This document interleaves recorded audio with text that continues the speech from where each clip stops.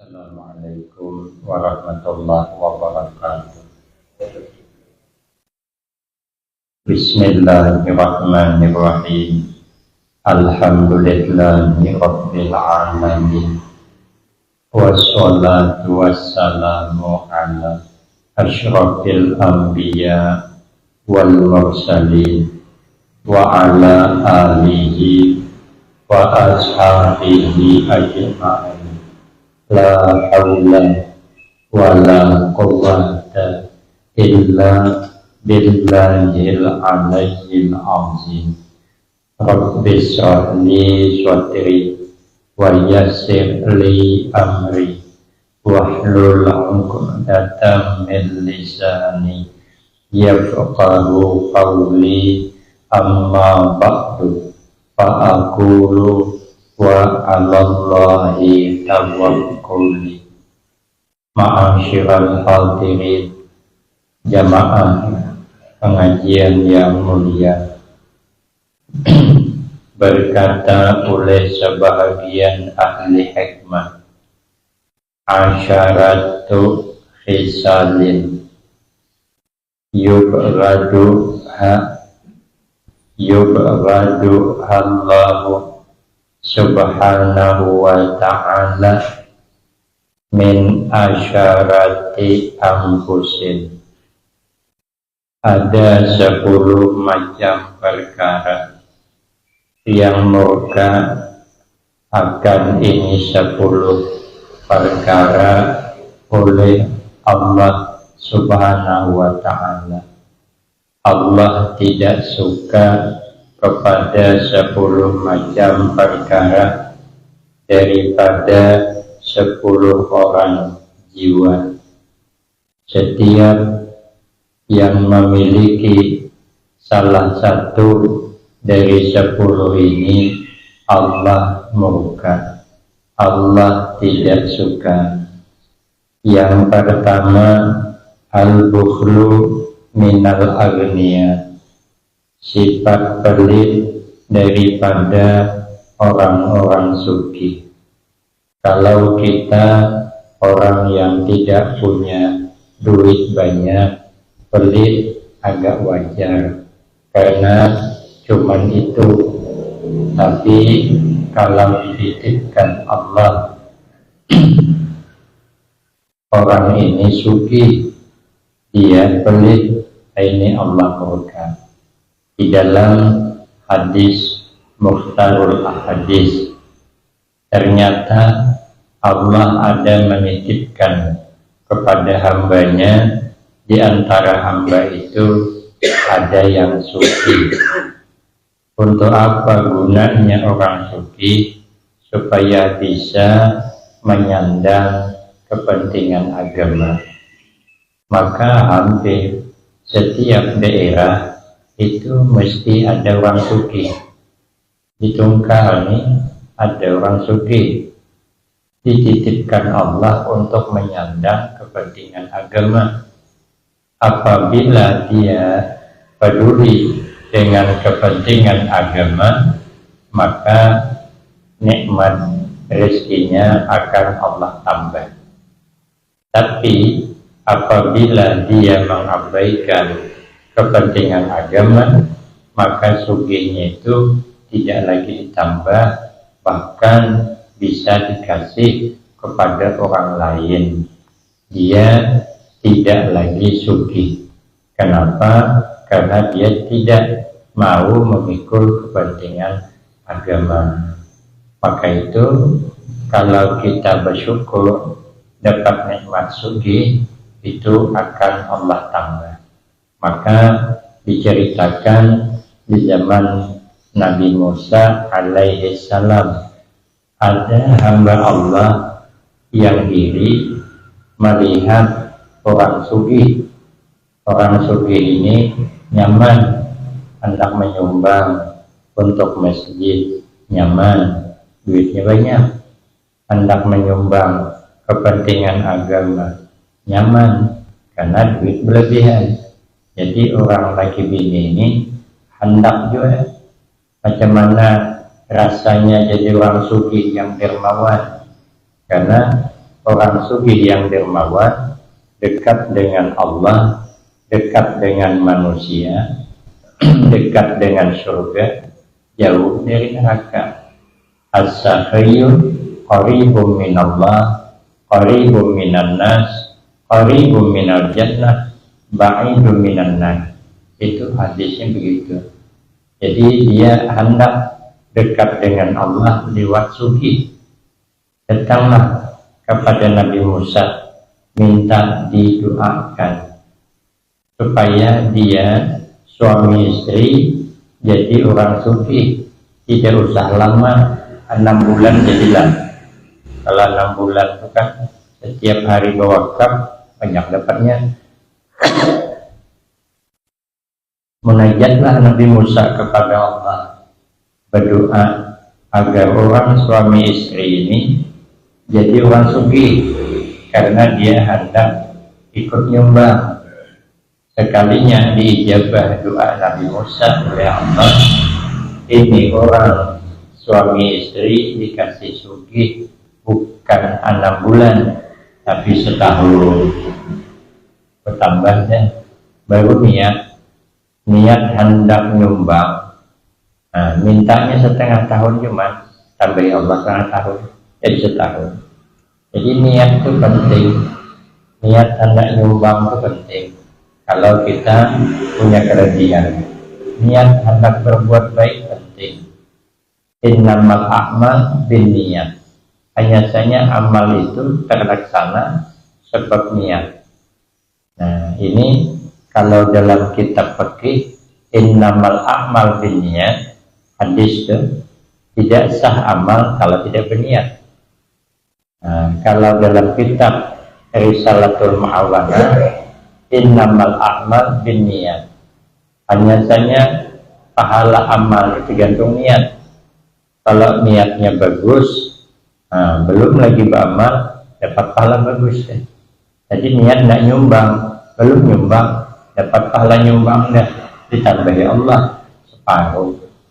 Kalau dalam kitab Bahrul Majid mentafsirkan hadis ini, innamal a'mal binniyat, hanya saja terlaksana amal itu karena kuatnya niat.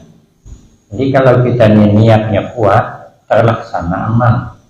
Kita bulan Ramadan, niat kuat, hendak bangun subuh, bangun karena kita hendak makan sahur. Rata-rata ditungkar nih, jam 3 bangun, kadang belum jam 3, jam 1 pergerakan, dah kawan. Bangun dah. Nah, karena ada niat hendak bangun jam 3, makan sahur, besok puasa. Tapi kalau tidak ada niat, nah, subuh tadi kita ditungkar banyak yang tidak berniat bangun jam 3. Nah, bangun dah jam 3 subuh tadi, kada terbangun. Tapi kalau Ramadan terbangun terus. Kenapa? Karena ada niat. Jadi rupanya niat itu terlaksana, amal itu terlaksana dengan kuatnya niat. Jadi kalau kita niat baik, insya Allah tegawi. Maka setiap saat kita berniat baik, menambah amal supaya dapat melakukan amal. Nah, jadi niatnya hendak menyumbang, lalu ditambah Allah jadi setahun. Sudah setahun, berhematlah dia menyumbang sana sini. Sudah apalagi akhir tahun, kata istrinya, Pak, ini kita bulan terakhir sudah. Tiba itu kita miskin lagi. Inilah kita kesempatan berhemat, hendak nyumbang. Masih juga miskin bulan depan, karena janji cuma setahun. Ini sudah 11 bulan. Sekalinya sudah cukup setahun, terlewat dari setahun, masih suki. Bingunglah dia, 6 bulan lewatnya dah. Setahun 6 bulan. Berkhidmat bersedekah, kada mau susah juga. Lalu datanglah kepada Nabi Musa alaihissalam, ya Nabi Allah Musa, kenapa kami terlewat? Kemarin janji setahun cuma, itu lebih 6 bulan dah. Kata Nabi Musa, saya pun ngintai juga. Kenapa maka kau ini kada mau susah? Sudah 6 bulan lebihnya. Perhatikan, kata Nabi Musa. Nah, lalu munajatlah Nabi Musa kepada Allah. Ya Rabb, itu hambamu kemarin janjinya sugih cuma setahun, ini kenapa lebihan 6 bulan dan belum miskin? Allah menjawab, bagaimana? Kata Allah, aku hendak menarik sugihnya, dia bersyukur. Allah berjanji, la in syakartum la azidannakum. Macam mana nak ditarik? Dia berwakaf terus, dia bersyukur terus. Maka dalam hadis tadi disebutkan hamba Allah yang bersyukur, yang membantu agama, maka tidak akan Allah tarik rezeki padanya. Tapi kalau ada mau, baru bisa ditarik.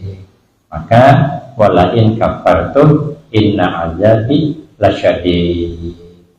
Maka orang kaya bakhil Allah murka, karena orang kaya itulah yang dapat menyandang kepentingan agama. Satu. Yang kedua, yang dimurkai Allah, wal kibru minal fukara, sifat sombong di hati orang fakir. Orang sugih sombong Allah murka, tapi kalau orang fakir sombong mungkin murka lagi. Sudahlah fakir sombong pula, cakap ketinggian, ganal pasak pada tihang.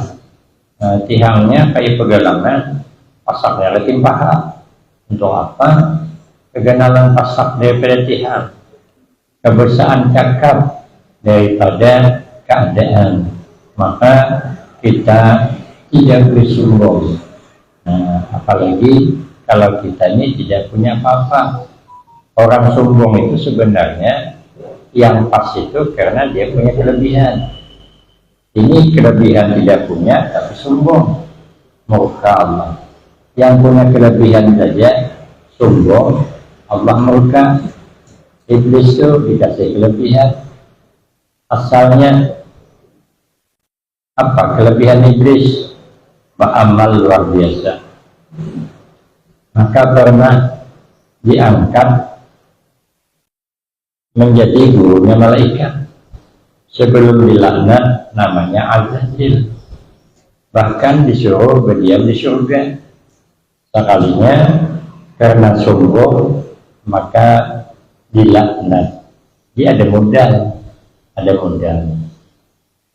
Orang sugih sombong, dia ada modal karena dia sugih. Anak buah kerjanya kurang bagus, selalu terlambat datang, dulu toke terus, bisa marah toke. Dia ada modal nak marahi karena kita anak buahnya. Kata toke, kau ni mau kerja apa tidak? Masih terlambat terus. Sudah saya perhatikan 1 minggu terlambat terus. Sepertinya kau ni kayak terpaksa kerja di sini. Kalau terpaksa, tidak usahlah. Ya saya cari yang lain. Sekarang ini saja kata toke kau. Kalau besok kau masih terlambat, aku pecat kau jadi anak buahku. Apalagi dia cakap itu agak sombong di cakapnya. Ada modal karena dia toke. Tapi kalau orang susah, orang fakir, marah itu oke, Malaysia, oke dia lambat datang, karena dia oke pak, dimarahinya, kau oke ya, seminggu kau perhatikan, kau ini selalu lambat, tuh kursi kau tuh sering kosong, apa perlu ku ganti, kau oke ya besok, kalau masih terlambat, ku pecat kau jadi oke, Allah pecatnya, nah karena kita tidak punya modal. Itu kan sombong namanya. Awal dan kerja dengan orang pula dimarahinya. Apa? Dan meriset 2 kali dukul. Kalau dia punya kelebihan, tokenya marah, wajarlah. Dia tokenya, ini anak buah marahin toke, meriset. Lebih jelek. Toke saja jelek kalau sombong. Apalagi anak buah sombong, makin jelek lah. Yang pijuran. Kalau toke sombong, siapa ngambil? Ya berani. Nah kalau kita Allah murka kepada orang fakir yang sombong, Kemudian yang ketiga, wal kasalu il a'mal minas syubbani, malas di dalam beramal daripada kalangan pemuda.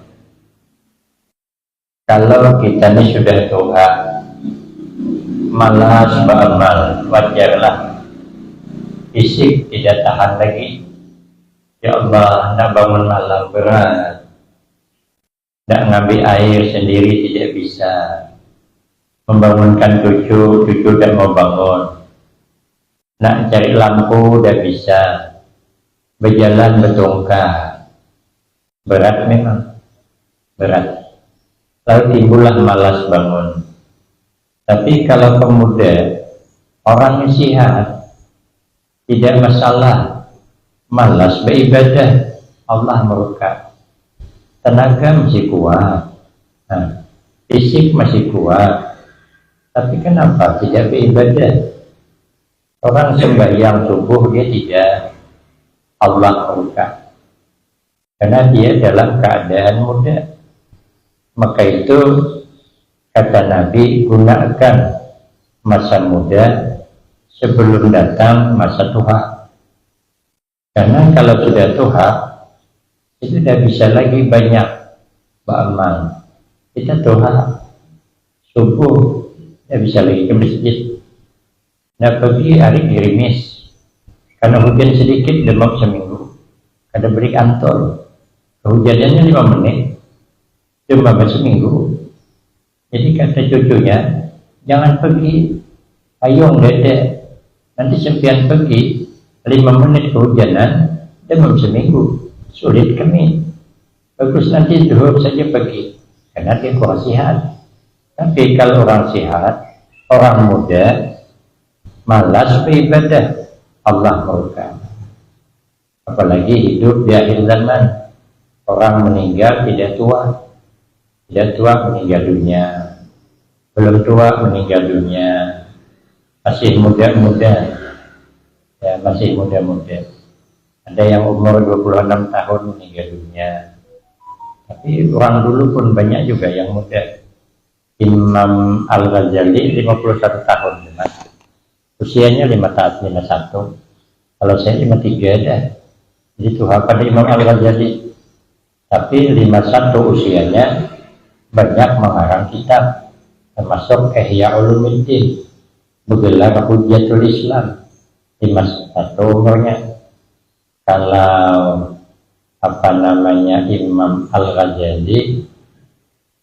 Imam Al-Ghazali yang 51, kalau Imam Nawawi 45, berpulang ke rahmatullah. Sama dengan Imam Syafi'i, ada Tuhan. Yang Tuhan Imam Malik, yang tua lagi Imam Abu Hanifah. Jangan salah, 87 umur sedikit. Kalau Imam Ahmad bin Hanbal lumayan tua, 70 tahun. Jadi kalau kita hitung-hitung, umur ini kada lama. Model kita nih yang hadir nih, saya menandai paling-paling 70 tahun lagi kita hidup. Ya, 70 tahun lah. Ya, kalau sekarang di umur 30 tahun, tambah 70, 100. Saya 53 dah. 70 tahun berarti usia saya 123 tahun. Sampai dah kita nih umur 123 tahun. Berarti kan lama kita. Nah, kalau 50 tahun lagi berarti 50 kali cuma lagi ketemu dengan bulan Ramadan. As-sholatu jami'ah, as-sholatu sunnatut tarawih, rahimakumullah. 50 kali ketemu lagi. Nah, kalau 50 kali berarti usia saya 103 tahun. Ada aja 103 tahun. Ya, tipis. Maka itu masa-masa mudanya lah kita nak beramal. Karena kita nih kalau tidak ketemu masa tua. Orang kadang-kadang ada berpikir, nantilah nunggu tua. Kalau sudah anak kawin semua, iya. Anak kawin semua, cucu pula diantaranya ke rumah. nunggu cucu pulang di rumah, parah lagi daripada nunggu anak. Kalau anak setahun sikong gimana? Cucu 6 kali lahir, anaknya berenam, antarnya ke rumah neneknya semuanya, karena anak punya karir masing-masing. Ada yang jadi dokter, ada yang jadi pegawai. Dia jam 7:30 kemudian tinggal sama nenek ya nenek ya, iya mak katanya. Nenek kesian main kuda-kudaan di rumah, kalau tidak nangis cucu. Maka kata orang sayang dengan cucu daripada dengan anak. Tahan tuh mangga nanti nunggu cucu sampai berenam, mana bisa beribadah lagi mau kebanyakan cucu. Nah, jadi kita tidak bisa nunggu Tuhan, tidak bisa. Waktu nunggu pensiun tidak bisa, nanti cucu diantaranya pulang ke rumah. Tidak dia cari cucu, awak cari cucu. Keingat cucu macam mana? Nah, kalau sudah ketemu cucu seharian, timang pula gawian. Nah, berapa aja ada duit kasihnya tuh, jajan es krim lah supaya cucu anak 4. Nah, jadi kita ini sibuk terus. Masa mudanya lah kita belum banyak lagi kegiatan. Disitulah hendak banyak beramal. Kemudian lagi Allah murka. Wal juru minasultan. Sifat curang di hati pemimpin. Kalau tidak pemimpin curang, Allah murka. Tapi kalau pemimpin curang, Allah lebih murka. Apa sebab? Karena kalau jadi pemimpin curang banyak merugikan orang lain. Tapi kalau kita ini curang, siapa yang kita curang satu-satu telah rugi. Tapi kalau jadi pemimpin tidak adil, merembet kemana-mana, karena orang lain kena imbasnya. Kalau jadi pemimpin orangnya tidak adil, curang, sikit-sikit, menerima berita sebelah pihak langsung diputuskan. Padahal yang sebelah pihak kita tidak tahu belum apa alasannya, itu namanya curang. Makanya kita ini dikasih telinga 2 supaya kita mendengar kedua-duanya. Yang sebelah kita dengarkan, yang sebelah kita dengarkan, baru otak di tengah untuk berpikir apa pertimbangan yang harus kita ambil. Tapi kalau curang tidak bisa seperti Fir'aun. Fir'aun itu curang dia. Jadi raja curang, bahkan dia sampai mengaku jadi Tuhan. Itulah contoh raja yang curang seperti Fir'aun. Allah murka. Kemudian yang ke-6, wal jubnu minal wuzzat. Punya sifat takut daripada orang berperang membela agama. Orang membela agama itu tidak boleh takut, karena itu menuju mati syahid. Aish karimah au mut syahidan. Hidup merdeka atau mati syahid, 2 cuma pilihan. Jadi kalau terjun berperang itu 2 pilihan, boleh mati syahid, jenazah dipikul, atau boleh merdeka, artinya menang. Pilihannya kalau menang hidup mulia, kalaupun kalah mati syahid. Jadi dua-duanya indah. Kalau menang indah, kita banyak memberi manfaat kepada orang lain. Kalau kalah indah, kenapa? Surga yang nunggu. Karena orang mati syahid itu surga menunggu, para bidadari menunggu. Di zaman Nabi ada orang berperang, tidak takut lagi dengan anak panah, tidak takut. Orang hujan panah dia terjun, ada peduli dia, maju terus pantang mundur. Beraninya itu di luar perkiraan. Orang kan berani juga, tapi kalau ada tempat berlindung, dia kata di tengah-tengah itulah dia. Ada yang melindung dia, tapi ditakdirkan Allah dia tidak mati dalam peperangan, selamat. Padahal luar biasa menurut perhitungan mati, tapi tidak. Lalu habis berperang ditanya, kenapa engkau? Maka tidak perhitungan maju, karena tadi malam gak ada mimpi. Orang mati syahid itu pahalanya surga yang menunggu, para bidadari yang menunggu. Jadi merasa indah melihat pahala orang mati syahid.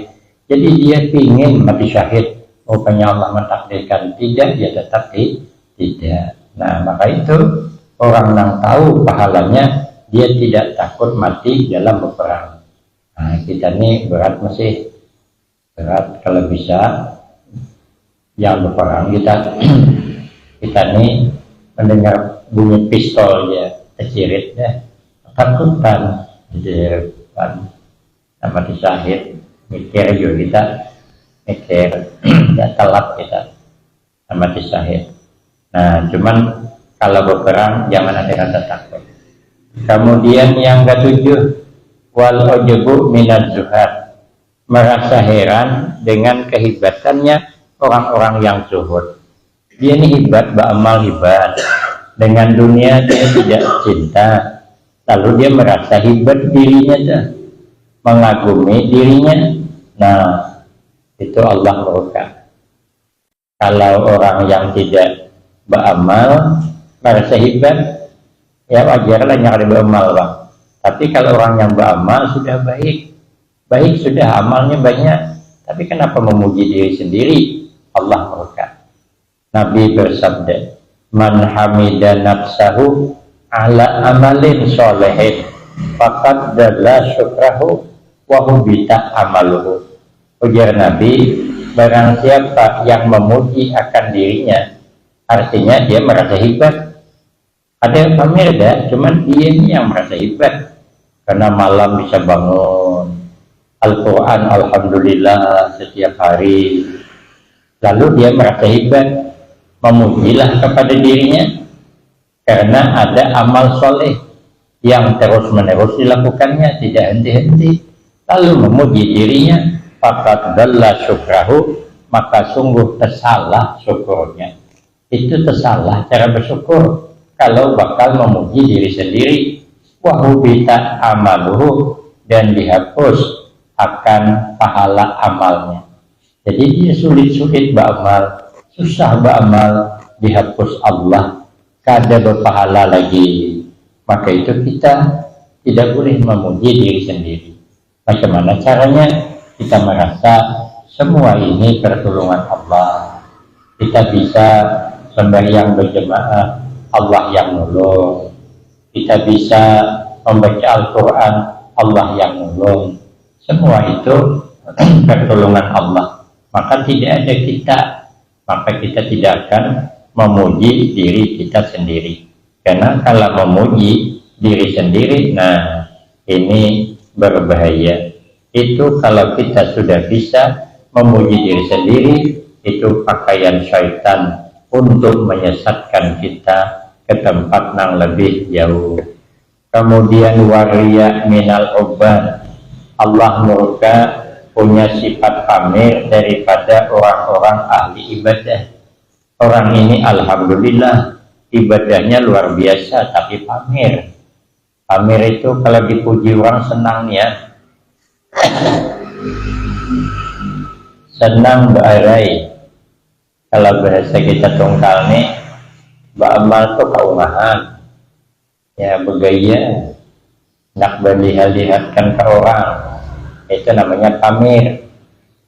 Minta orang memuji dia. Ya, tapi kalau kita nih beramal masih ada riya, masih ada rasa pamer, senang dipuji orang, biarlah teruslah beramal supaya nanti lama-lama berhentilah. Karena kita itu biasanya pertama cuman merasa hebat, merasa pamer, senang dilihat orang, pertama cuman, kalau dah lama-lama berhentilah. Orang ini habis menikah, istrinya muda, cantik pulang, bawanya terus saja pagi. Kalau sudah tua nanti anak-anak itu 3, mana lagi bawanya? Perhatikan lanang tua-tua ngopi, mana bawa bini lagi. Nah, bini tinggalnya kemarin waktu cantik, waktu lima kawin, bawanya terus. Kalau ditinggal orang, wih mantap ya katanya, sampai ke telinga senyumnya, senang. Kalau sekarang siapa yang muji? Udah tuhaan itu, tidak ada muji orang. Ada dah kita pamer lagi, dede. Kita baju baru. Saya nih baju baru kemarin dikasih orang dari Banjarmasin. Dia mengadakan acara, bus baju, suruh pakai, senang nih pertama pakai. Ya luar biasa senangnya, rasa diitihi orang terus, pada orang mana ada manggang, cuma terasa cuman. Sekarang sudah buruk, punya pulang, dipandang orang pun malu. Tapi kan waktu baru, senang. Nyosongban saya pakai terus aja kartu ngasih waktu baru ya punya ini biasa lagi. Jadi kita tuh baru tuh mas, baru mulai beramal senang dilihat orang. Nanti kalau lama-lama malu dewe. Entah apa kita dilihat orang malu. Ya gitulah kita baju tuh, celana kah, kopiah. Ini kopiah saya ini, waktu mula makai, rasa dipandang orang terus, pada orang mana terpandang. Sekali ini ingat nih, malu dipandang orang. Semalam pakai mobil tersandar, pergi ketemu ngantuk saya, pulik jam 10, jam 6 lewat baru sampai ke sini. Malaman dari Kuring. Terus semalam pagi lagi ke tebing. Lelah, hari ini mau pergi lagi ke Tarik Deng Perani, mau dijemput pakai motor di Sapat, nyeberang ke Sungai Terap, kemudian dia pakai pumpung lagi. Sedangkan saya ini anak berangkat nanti jam 3:30, mungkin saya milih pakai boot lah mungkin. Kotor udah kopiah nih, malu aku karena kotor. Waktu kemarin tidak kotor, senang dipandang orang. Kalau tidak kotor, malu dewe. Padahal sama lah kopiahnya nih. Kopiah yang kemarin lah. Tapi kemarin kenapa kita senang? Karena baru. Nah ini kenapa tidak lagi? Udah buruk. Kotor dah. Nah, beramal begitu. Pertama itu kadang-kadang kita senang dilihat orang. Tapi nanti lama-lama tidak lagi malu. Maka jangan takut beramal ria. Kalau dia sudah ria beramal, teruskan saja. Nanti insya Allah ria itu mudah-mudahan bisa hilang dari kita sehingga apa yang kita lakukan mendatangkan manfaat. Amin Allahumma amin. Demikian yang dapat saya sampaikan, lebih kurang saya banyak minta maaf. Akhirul kalam wabillahi taufiq wal hidayah. Wassalamualaikum warahmatullahi wabarakatuh.